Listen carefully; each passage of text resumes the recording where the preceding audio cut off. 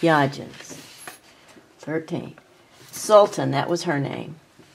And she was 26. When he came along, what had happened was their wealth and influence had become sort of a sore point for the Turks in the vicinity, and this was in the 1880s,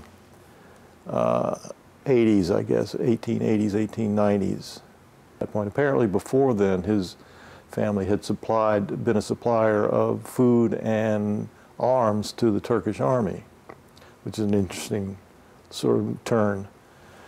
Knowing the history, knowing it, and also knowing that you have a family connection to it. They left in the early 1900s, 1907. There were hostilities towards Armenians. It didn't just happen overnight. No, they started in the 1800s, 1890, 75, 95, whatever. But they started earlier, and they killed 500,000 of them or something before the. And I guess that's why my grandfather left. You know, there was nothing about his experience that influenced or had any impact on our lives in this country. I mean, it wasn't as if there was something negative or even positive about that history that would have made us talk about it. It was history. It was gone. It was not something we discussed. Which one's your dad? This one right here. He never sat down and said, this is what happened, because he was 3 years old, so he probably didn't have any kind of strong feelings about it. Never, to my knowledge, that's the only thing he ever did of Armenia.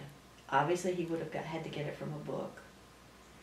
He did it in 1982. Mother died suddenly in 1980, so he was destitute for a couple of years. It took him a while to get over her death. So I'm thinking, and again, this is nothing but speculation, maybe he began to think about his past and his history. She's talking about my grandfather, and she said Yaghjian and a group of women and children were returning from their vineyard, and on our way we saw a few Turks who were beating an Armenian shepherd. And my uncle stopped and asked them to leave, but without paying attention to my uncle's warning, they continued to beat him. And all of a sudden my uncle attacked them and they fled. And then there's another. Well, one of the sad things is that we continue to murder people. We continue to kill each other. You know, at one point it was Armenia and Turkey, and then it was, I mean, the Jews, the